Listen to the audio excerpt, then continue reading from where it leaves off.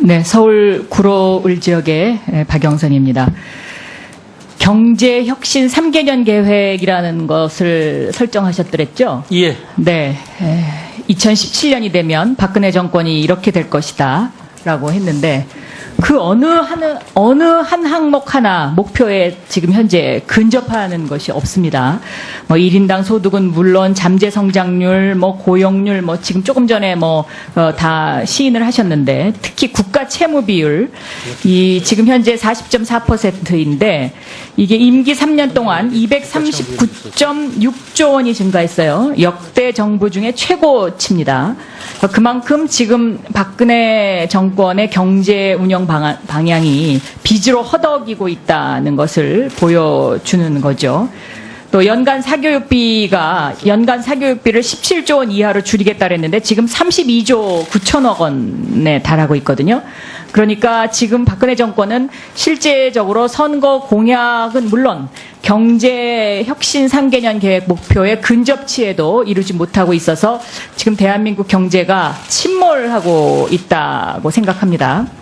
그런데 이 전경련이라는 단체가 이렇게 침몰하는 그 경제에 대해서 중간에 앉아서 주운조세를 걷어들이고 있습니다. 지금 전경련 이 미르와 K스포츠 재단에 예를 들면 삼성이 204억 원, 현대차가 128억 원, SK가 111억 원 이렇게 냈는데요. 이 기업들이 자사가 보유한 공익재단에는 단돈 1원도 내지 않았거든요. 이게 이치적으로 맞습니까, 부총리님? 제가 이 회사들이 우선 자사보유공익재단에 출연을 안 하는 것은 제가 파악을 못 해봤습니다만. 지금 단돈 1원도 내지 않았는데요. 이 기업들이 낸 이 수치를 보면 이게 법인세를 1 내지 2% 올렸을 때 이 기업들이 부담해야 되는 정도의 금액입니다. 그러니까 어마어마한 돈을 걷고 있는 거고 전경련은 중간에 앉아서 주운조세를 지금 걷어들이고 있는 거죠. 그러니까 전경련이 법인세를 반대하면서 공식적으로 법인세를 반대하고 국회에 와서 로비하고 또 정부가 이것을 보호하면서 반대해주면서 중간에 앉아가지고 세금을 걷고 있는 거예요. 사실상 기업들로부터 그것도 부당한 방법으로. 그리고선 이것을 어떻게 하느냐. 말 잘 듣는 기업 봐주고 말 안 듣는 기업 내치고 지금 이런 식으로 운영되고 있어서 지금 국가가 썩고 있는 겁니다. 사실은. 이 문제를 굉장히 심각하게 생각해야 됩니다. 그래서 기재부가 지정기부금 단체를 지정한 것 저는 당장 취소해야 된다고 생각하거든요. 어떻게 생각하십니까? 예, 이제 법적으로 지정기부금 단체를 저희가 지정할 때는 그냥 요건만 맞으면은 지정을 하기 때문에 그것을 취소하는 것 역시 그 해당 단체와 이제 그 취소 요건을 담당하는 그 부처 해줘야 됩니다. 예. 아직도 여기에 대한 장관님의 문제의식이 없으시다고 하면 이거는 굉장히 심각한 거고요. 지금 전경련 스스로 이 재단을 해체하겠다 이렇게 나오고 있고 서류를 파쇄하고 있고 지금 이런 상황에서 기재부가 미르재단과 K스포츠 재단을 갖다가 엄호하는 이 자세 이거부터가 지금 국민적 공분을 저는 일으킬 거라고 생각하고요. 전경련이 이렇게 중간에 앉아서 주운조세를 걷어들이는 이러한 행태 이런 것에 대해서도 저는 따끔하게 앞으로 이런 일은 정말 해서는 안 되는 일이라고 생각합니다. 그래서 이런 일은 다시는 해서는 안 되고 지정기부금 단체를 만드는 데 있어서 전경련이 이것을 해체하고 지금 새로운 것을 두 개를 합쳐서 뭔가를 하겠다고 그러지 않습니까?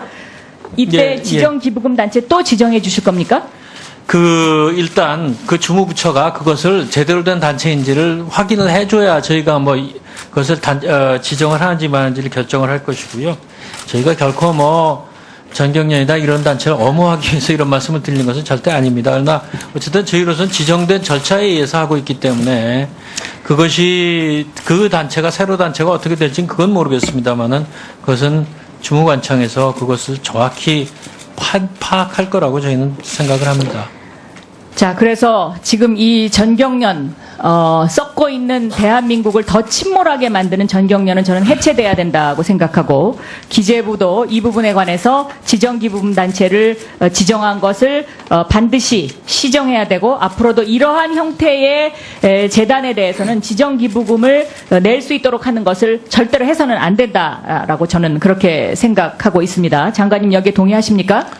예, 저희 이제 다시 말씀을 드리지만 이 지정기부금 단체의 지정 그건 문제에 대해서 저희가 그 제도상의 문제를 저희가 한번 검토를 해보겠습니다. 그러나 현재로서는 그것이 굉장히 많습니다. 그 굉장히 예, 아무튼 검토를 해보십시오. 예, 그렇게 네. 하겠습니다.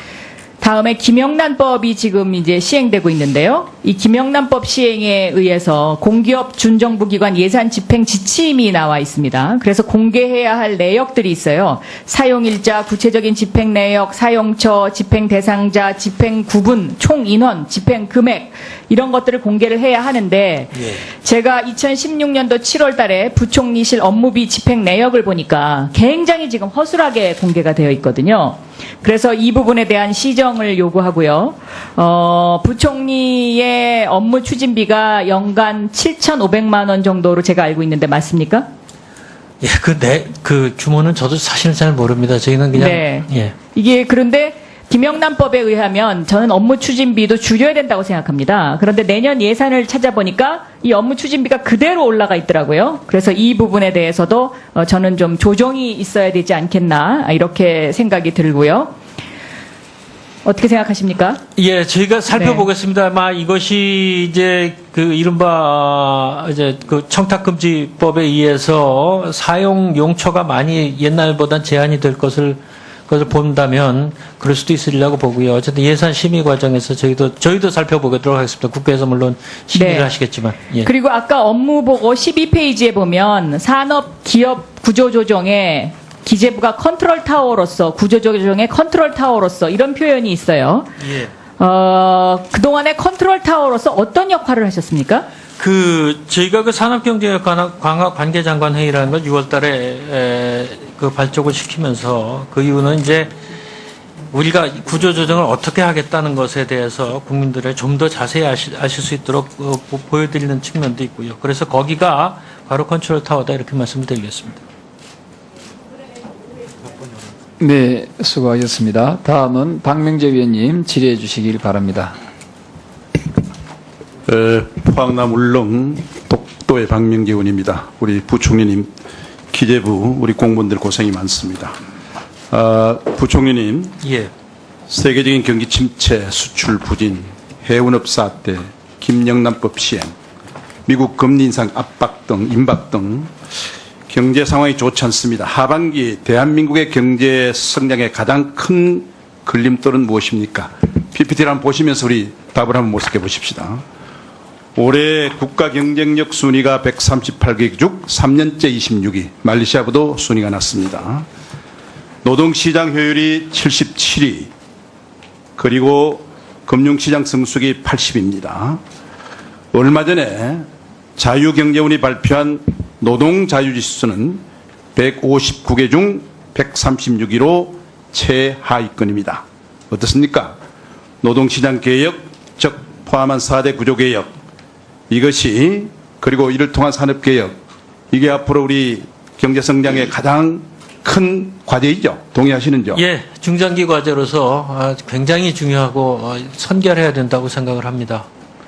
그러니까 4대 구조개혁의 성공을 통한 산업개혁을 통해서 경제 활성화에서 돌파구를 찾아야 한다는데 그듭 동의하시죠? 예, 그렇습니다. 외국의 사례를 보게 되니까요. 중국에서는 지방정부의 반발로 경제개혁이 지연되자 특별감찰조를 투입해서 구조조정에 박차를 가하고 있고, 또 반면에 독일은 하르츠위원회라는 그 알고 계시죠? 노동시장 개혁 성공. 알고 있습니다. 기업 환경 개선으로 수출 증가가 빠르게 진행되고 있습니다. 그래서 이런 일들을 갖다가 뒷받침하기 위해서 이번 정기국회에서 꼭 노동개혁법, 서비스발전기본법, 예. 규제프리존법 반드시 통과돼야 되겠죠? 예, 꼭 좀 통과시켜 주시길 다시 한번 간곡히 부탁을 드립니다. 여기 의원님들에게 다시 한번 부탁도 드리고 하셔서 이 경제를 살리는 협치에 그런 거 정치가 실현될 수 있도록 우리 함께 노력하십시다. 예, 저희도 열심히 노력을 하도록 하겠습니다. 자, 다음 하나 보시도록 하겠습니다. 추경을 편성하고 있는데요. 이게 경기부양을 위해서 노력하고 있는데 제때 집행되지 않고 불용액이 너무나 많습니다. 지금 대개 전문가들이 예산의 불용액 용인할 수 있는 범위를 몇 프로 정도 생각합니까? 종액에. 글쎄, 이제 대개 2% 내지 3%라. 예, 그 정도가 뭐 그런데 예. 지금 이 상반기에 돈이 배정된 중에서요. 43개 부처 사업 중에서 불용액이 얼마나 되지 아십니까? 집행되지 않은 것이? 지금 무려 9.3% 13조 천억입니다. PPT를 한번 보시죠. 9.3%가 미집행되고 있고요. 13조 원의 예산이 미집행되고 있는데 뭐 원인은 크게 두 가지겠죠. 어떻습니까? 지방 자치단체 전달이 안 돼 가지고 아직 집행되지 않거나 그다음에 두 번째는 각 부처가 애초에 예산을 과하게 편성한 것 맞죠? 아주 과하게 편성한 부분이 뭐 아주 없지는 않겠습니다만 굉장히 많지 않다고 보고요. 이게 지금 완전히 사업이 끝났다든가 뭐 이런 것은 아니기 때문에 저렇게 보이는 측면도 있긴 있습니다. 자, 문제가 되는 이 습관적으로 예산을 편성하고 불용이 되는 이런 경우를 한번 살펴보도록 하겠습니다. 자, 이 국토교통부에서는요, 주거겹어 예산을 갖다가 편성하면서 생후 36개월도 안 된 보육원 영아까지 일각으로 편성해가지고 분류해가지고 무려 2,539억의 불용액이 발생했습니다. 보고 받으셨죠? 예, 받았습니다. 또 나중에 답은 나중에 한번 같이 생각해 봅시다. 그 다음에 이 올 상반기 예산 미집행 비율 1위 부처인 문화재청 그리고 이 문화체육관광부가 고궁관광산업 유사중복 사업이 지적됐는데도 불구하고 계속 이렇게 경쟁적으로 예산을 편성하고 있고요. 또 다음이요. 통일부가 9년째 남북하천정비 사업에 344억을 투자했는데 9년째 집행이 제로입니다. 이것도 좀 문제가 있는 거 아닙니까? 그 다음에 작년에 집행 실적이 0%인 신규 사업이 14개 부처에 44개, 규모로는 무려 1조 5천억입니다. 문제가 좀 심각하다고 하지 않을 수 없지 않습니까? 예. 다음에요. 상반기에 미집행 이 비율이 높은 규모가 큰 부처를 살펴보게 되면 모두 3,034억이었는데 특히 이 가장 큰 이 규모가 국토부에 2조 원이 넘습니다. 좀 보십시오. 이렇게 돼 있고요. 뒤에 한번 넘겨보세요. 하고요. 여기 있고요.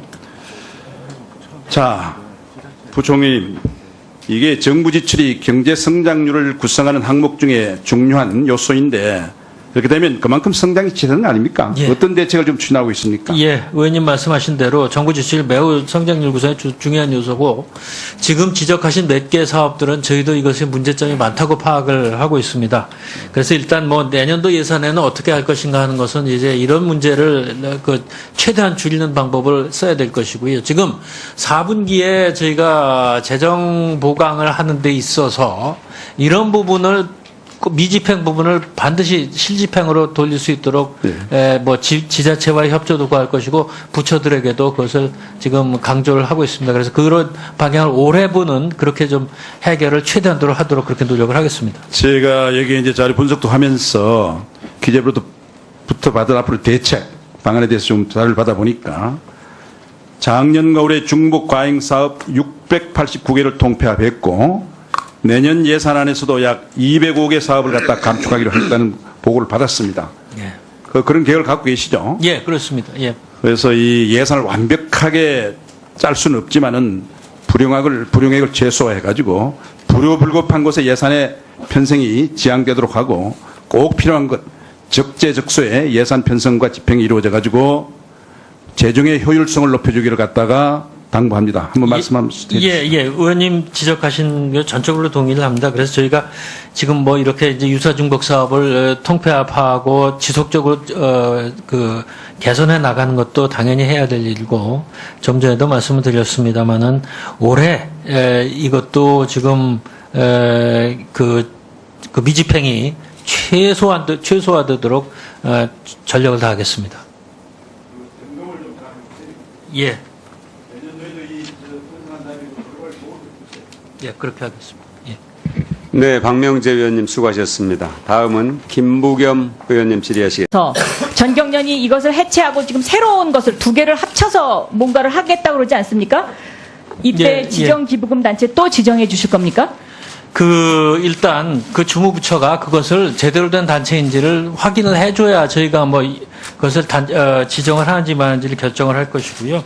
저희가 결코 뭐 전경련이다 이런 단체를 엄호하기 위해서 이런 말씀을 드리는 것은 절대 아닙니다. 그러나 어쨌든 저희로서는 지정된 절차에 의해서 하고 있기 때문에 그것이 그 단체가 새로 단체가 어떻게 될지는 그건 모르겠습니다만은 그것은 주무관청에서 그것을 정확히 파악할 거라고 저희는 생각을 합니다.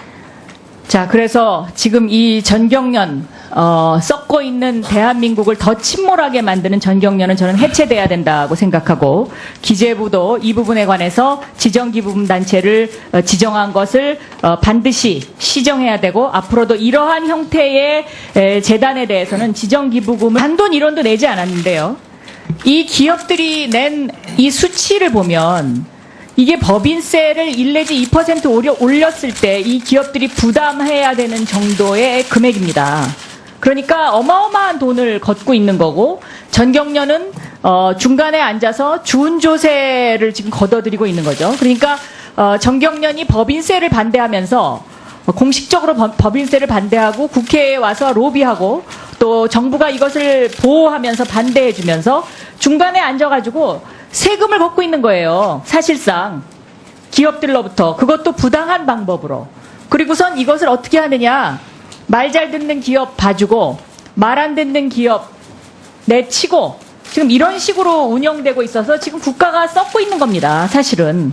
이 문제를 굉장히 심각하게 생각해야 됩니다. 그래서 기재부가 지정기부금 단체를 지정한 것, 저는 당장 취소해야 된다고 생각하거든요. 어떻게 생각하십니까?